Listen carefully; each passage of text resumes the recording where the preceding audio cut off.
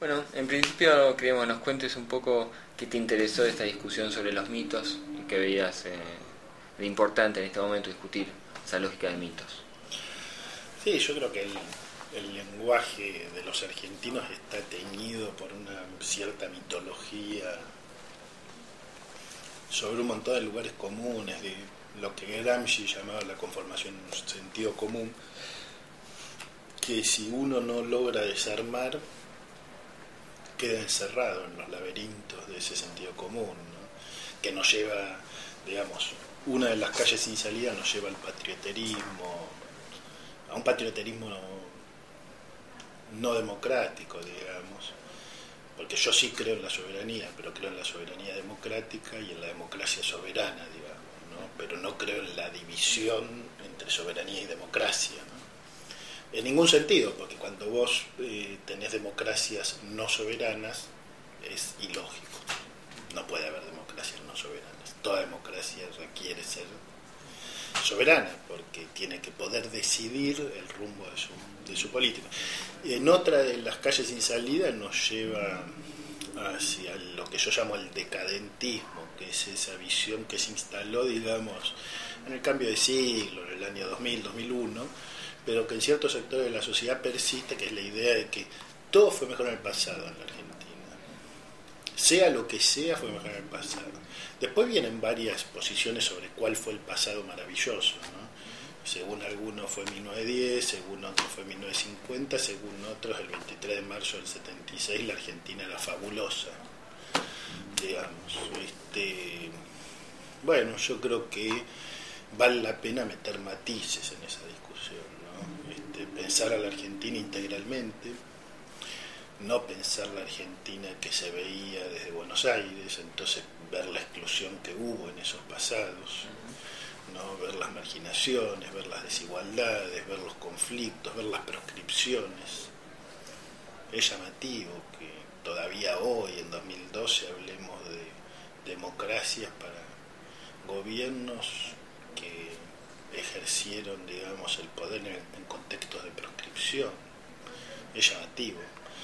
Lo cual, digamos, no necesariamente habla mal de algunos de esos líderes que buscaron revertir las proscripciones, como sabemos. Pero de todas maneras es muy gracioso, digamos, escuchar que se hacen críticas a que este gobierno no sería del todo democrático desde sectores que, digamos, ejercieron el poder en contexto de proscripción. La Argentina en ese sentido es un país raro, ¿no? Que le cuesta mucho hacer balances. Por ejemplo, yo planteo el mito, un mito que me llama la atención porque de vez en cuando, haciendo zapping por los programas radiales, escuchas que alguien dice, pero la verdad de las verdades es que Perón era un tirano. Y vos decís, che, mira, la concepción de democracia de Perón en el 46, obviamente que era distinta que la nuestra en 2012, digamos. Ahora, ¿era la de Perón o era la del mundo en el que vivía Perón? Perón restringió libertades desde el punto de vista que tenemos hoy en el siglo XXI. Obviamente nosotros pensamos en libertades mucho más amplias de las que se pensaban a mitad del siglo. Pero fíjate que Perón no bombardeó la Plaza de Mayo, Perón no mandó a fusilar al general Valle y Perón no prohibió la palabra Balbín, como hicieron con la palabra Perón durante tantos años los detractores del supuesto autoritarismo de Perón. O sea, la gente que se oponía a Perón por el supuesto autoritarismo o la tiranía, prohibió la palabra Perón, bombardeó la Plaza de Mayo y mandó a matar y a fusilar gente. Entonces, eso no tiene punto de comparación con nada, con ninguna crítica que hoy, 60 años después, uno puede hacer un balance sofisticado de los problemas que puede haber tenido el primer gobierno peronista, digamos, o los dos primeros gobiernos peronistas. Uno puede decir, bueno, esto fue fantástico, esto fue problemático, esto fue... No sé, uno podría, porque ya pasaron 60 años, digamos. Pero solamente uno podría hacer esos balances a partir de ponerse de acuerdo en un repudio a la violencia de las Fuerzas Armadas sobre la sociedad civil, como fue el bombardeo de la plaza, digamos. Si no, yo no tengo ganas de hacer ese balance con nadie que no haga. Y lamentablemente yo creo que en la sociedad argentina todavía no se parte de ese acuerdo tan elemental como repudiar un bombardeo, ¿no? Digo, a partir de eso vos podés discutir todo, no hay problema, ¿sí? Hay que discutir todo, hay que tener una cabeza abierta, ¿por qué no? Pero no se puede discutir todo si lo que se quiere discutir es para después terminar justificando un bombardeo, digamos. Y yo creo que muchas veces estamos encerrados en esa cuestión de no saber bien qué es lo que estamos discutiendo. Ahí verías lo que contendría esa discusión, el mito, como que achicaría la posibilidad de la discusión. Claro, el mito lo que hace es simplificar, hablar de manera categórica, ¿no? Afirmar, no permitir matices, no abrir la posibilidad de decir, bueno, esto es fantástico, lo otro es problemático, lo otro no funciona.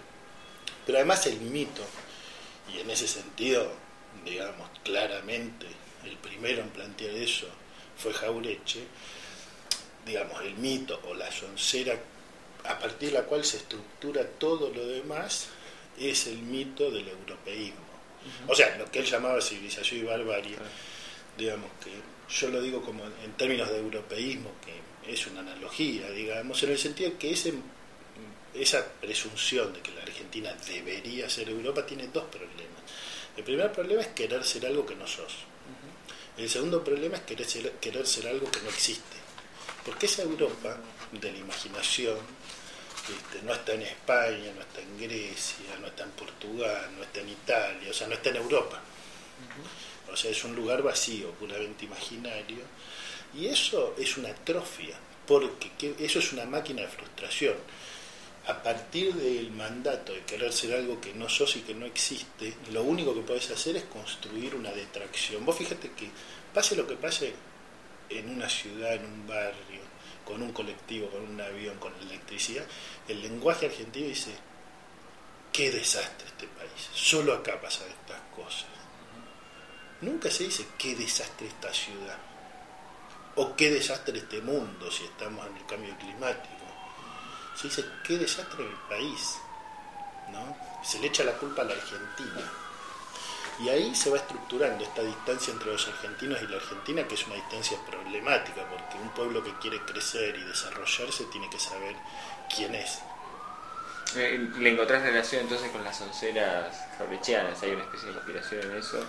Sí, o sea, yo me parece que las onceras jaurechianas, digamos, obviamente estaban inscritas en el medio de una batalla política en un contexto específico que tiene sus analogías y sus diferencias muy relevantes con el contexto actual, digamos, ¿no?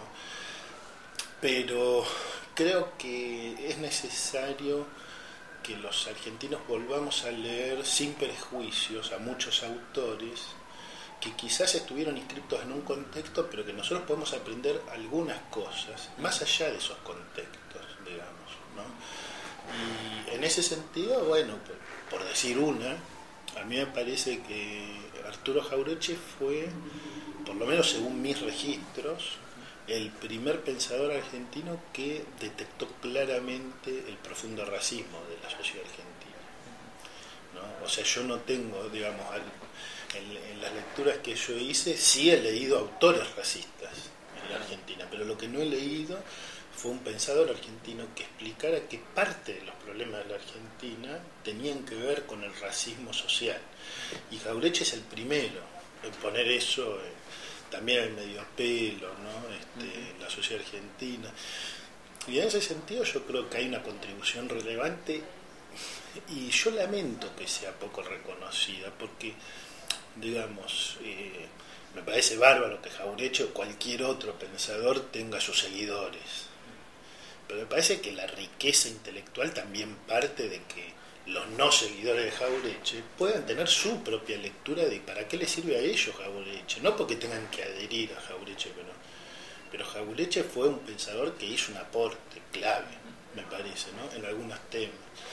Entonces, creo que ahí efectivamente hay un problema y hay un desafío. Hay un desafío que es construir una sociedad más justa, más democrática, más igualitaria, implica salir del laberinto cultural de los mitos. Y el libro intenta hacer un aporte en la dirección de tomar distancia crítica de nuestro propio lenguaje que muchas veces me doy cuenta que nosotros no nos damos cuenta de que esos mitos impregnan nuestro lenguaje. 2001 mediante, que hubo una discusión más social también de nuestra historia y de nuestros posicionamientos ideológicos. ¿Te parece que algunos de estos mitos que trabajás están con un grado de discusión social importante en esta actualidad o Sí, hay sí. un cambio en eso? Sí, yo estoy convencido, digamos, de que, digamos, no es que yo puedo escribir este libro por una cuestión individual. O sea, yo creo que la posibilidad que yo haya podido escribir el libro y pensar estas cuestiones tiene que ver con un momento, ¿no? Que obviamente se intersecta con cosas que yo estudié, que investigué, que me interesan, que, digamos, pero para mí hay un momento de cierta desestabilización de ciertos mitos, ¿no? Por dar un ejemplo obvio, la Argentina hasta el 2001 era una Argentina apegada a las ideas del primer mundo y distanciada de América Latina. Y la Argentina, digamos, post-2003, 2004 es una Argentina que se va distanciando, no rompiendo lazos, digamos, pero tomando una distancia y no permitiendo una injerencia de los países centrales sobre las decisiones soberanas de la Argentina y fortaleciendo cualitativamente las relaciones con América Latina. Entonces, digamos, evidentemente ese contexto social, político, cultural permite a cualquiera pensar más críticamente sobre Europa, ¿no? O la crisis que hay en Europa hoy torna un poco más comprensible para muchos el argumento que yo planteo. Hace 30 años quizá hubiera sido, 40 años quizá hubiera sido más difícil discutir ese argumento. Sin embargo, la España de Franco era Europa, era la Europa imaginaria. Digamos, ¿dónde estaba? La mitad de Europa. O sea, en ningún momento existió la Europa de ese imaginario, pero hoy es más claro que una parte grande de esa Europa está en crisis, con lo cual es más fácil pensar que nosotros necesitamos nuestros propios proyectos. Nosotros hay cosas que tomamos de la Revolución Francesa y de otras tradiciones europeas. La idea de igualdad, la idea de libertad provienen de ahí, perfecto, y me parece fantástico y no tenemos por qué renunciar a nada de eso, pero lo que no podemos es pretender implantarlo destruyendo lo nuestro, destruyendo lo que hay acá, y eso también Jauretche lo planteaba claramente, ¿no? Me parece que ahí también hay una continuidad, digamos, que a mí me interesa. Recién mencionabas el mito de Perón como un tirano. ¿Qué otros mitos te interesaron del peronismo? Que también es un espacio muy mitológico. Digamos, yo trabajo en el libro sobre los mitos que que yo considero que son obstáculos para salir de ese sentido común que nos impide pensarnos más democráticamente, con más matices. O sea, yo considero que Evita, por ejemplo, claramente es un mito, pero es un mito en un sentido distinto al que yo trabajo en el libro. ¿Por qué? Porque todos los antropólogos sabemos que las creencias sociales, sobre todo en figuras fuertes, sobre todo donde hay relatos de por medio, narrativas de por medio, son mitos, obviamente, pero el mito en este sentido que estoy diciendo es simplemente una creencia social, y todas las sociedades tienen mitos y creencias sociales. Lo que yo hago en el libro es preguntarme qué mitos son positivos y qué mitos son negativos para la Argentina. Por ejemplo, el mito de Evita yo creo que es un mito profundamente positivo. ¿Por qué? Porque habla de la participación de la mujer en la política, porque habla de la justicia social y de la lucha por la justicia social, etcétera. O sea, para mí es un mito que inspira a muchísimos argentinos y es un símbolo que se eleva en cierto sentido, por lo menos para los que no son obstinadamente antiperonistas, por encima del peronismo, porque hoy, digamos, es un símbolo de la Argentina y no todos los argentinos son peronistas, pero hay muchos argentinos que están dispuestos y que se identifican con Evita, ¿no es cierto? Entonces, los mitos que yo trabajo, como por ejemplo la cuestión del asado con parqué, que hoy se reactualiza con la cuestión de la asignación universal y que lo que hace es obstruir la posibilidad de entender que los sectores populares tienen derechos, no son regalos, ni la vivienda que entregaba Perón, ni la asignación universal, hoy son regalos, son derechos de los sectores populares. La idea de que los sindicatos son un obstáculo para el desarrollo, también la pongo en cuestión, porque eso está demostrado que los países con más actividad sindical son países más igualitarios, y los países sin sindicatos son países con mucha injusticia, con mucha más injusticia.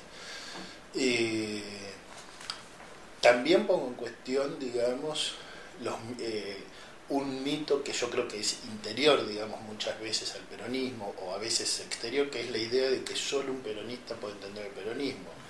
Yo lo pongo en cuestión por esto. Por ejemplo, vamos a poner un ejemplo de un libro que a mí me fascina, Daniel James, Resistencia e Integración. Bueno, es un historiador de origen galés, ¿no? Su padre fue delegado de base metalúrgico en Gran Bretaña, y yo creo que fue una contribución clave para entender al peronismo y al movimiento sindical en particular, especialmente en el periodo 55-70, digamos. Bueno, no era, pero digamos, no es peronista Daniel, ¿no? Pero es sensible, es una persona que entiende los procesos, digamos. Entonces sería como decir, solo un radical puede entender un radical. Bueno, sería una visión muy escéptica del mundo, creer que solo los de cada grupo pueden entender ese grupo. En realidad, en una sociedad hiperpolarizada pasa eso, ¿no?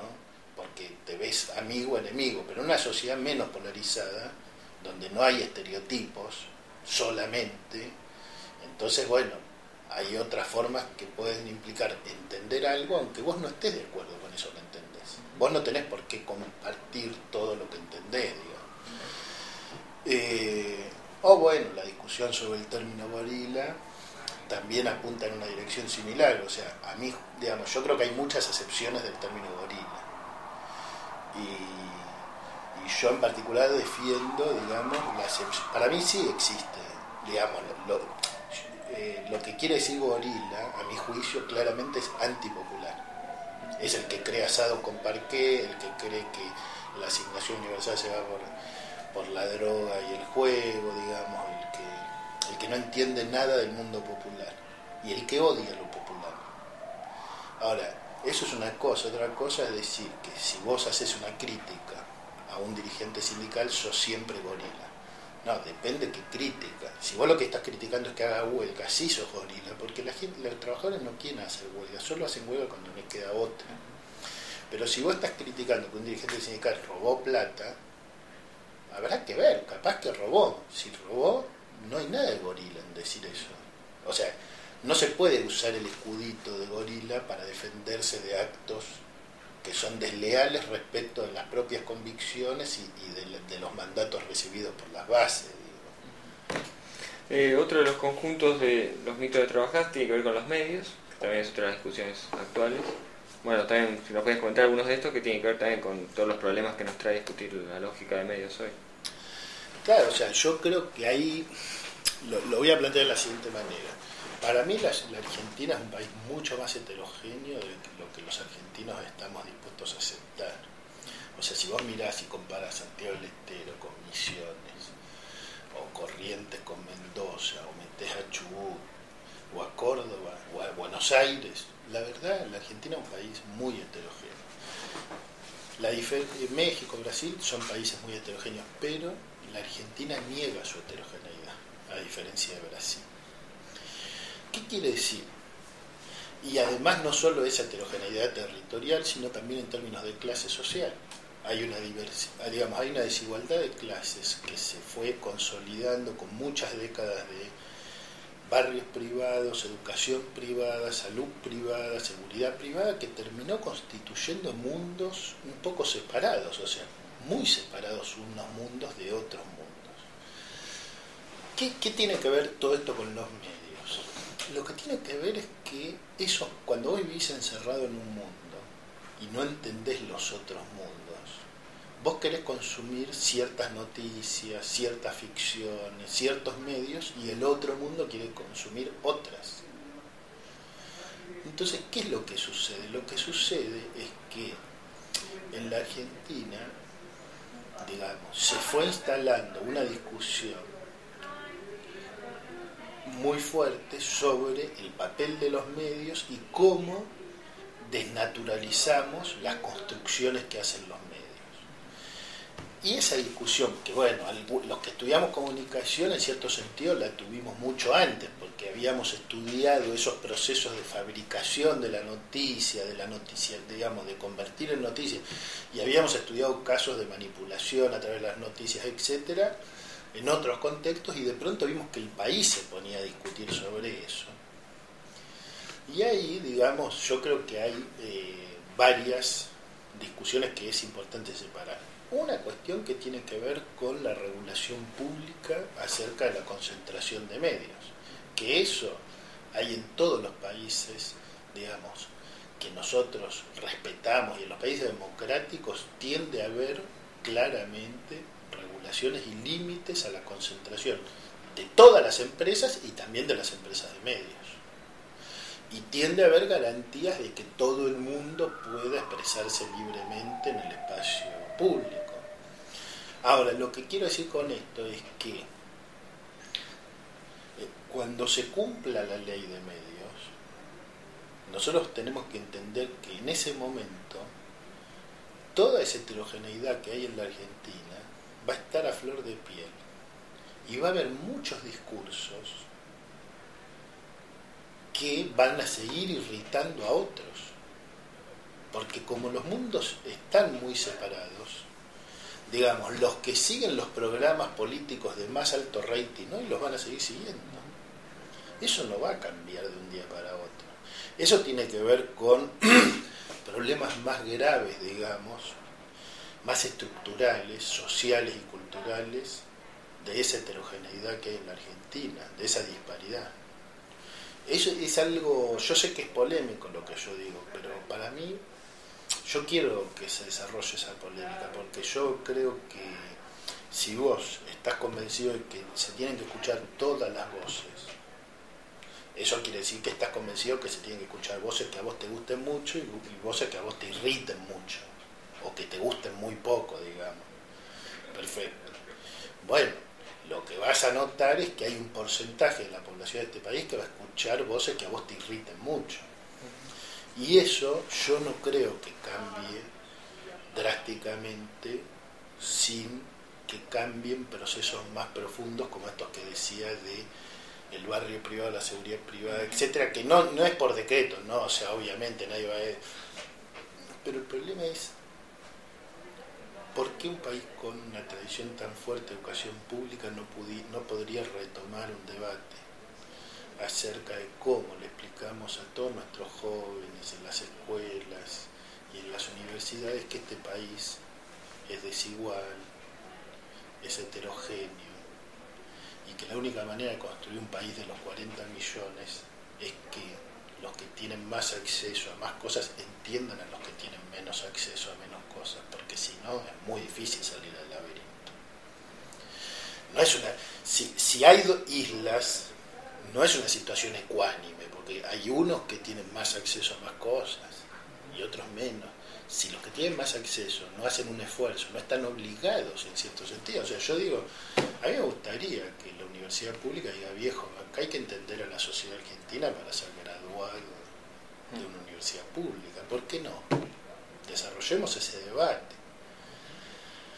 Pero quiero decir, eso me parece que, bueno, son las inversiones a largo plazo, ¿no? O sea, son las cosas que, por ejemplo, se lograron a través de nuevas voces que surgieron todos estos años, de distintas formas, digamos, voces militantes, voces del Ministerio de Educación con su canal de encuentro, las nuevas formas, ¿no?, de la ficción que se han desarrollado en algunos casos, que yo pienso, no sé si viste, pero a mí me parece sumamente interesante lo que se llamó Proyecto Aluvión, digamos, que hace a producciones de ficción de alta calidad que bueno, no sé si siempre han tenido toda la repercusión que tienen que tener, ¿no? Porque me parece que quizá la difusión de esos proyectos un poco más boca en boca es relevante porque deberían haber generado más debate, ¿no? Proyecto Aluvión debería haber generado más debate, porque es alta calidad estética, una revisión de nuestra historia muy sofisticada, digamos, bien hecha, trabajada. Bueno, pero quiero decir, es un ejemplo de cómo hay muchas voces intervienen en este trabajo cultural colectivo que es desarmar mitos, porque desarmar mitos, digamos, bueno, yo lo hice a través de un libro, a través de una página web, pero hay muchos que lo hacen a través de obras de arte, plástica, del cine, de la televisión, de la música, del periodismo, digamos, del trabajo cultural en los barrios, ¿no? Y me parece que todo ese trabajo es fundamental ponerlo en red para poder ir avanzando hacia un lenguaje que nos permita entendernos mejor y que permita salir del laberinto cultural.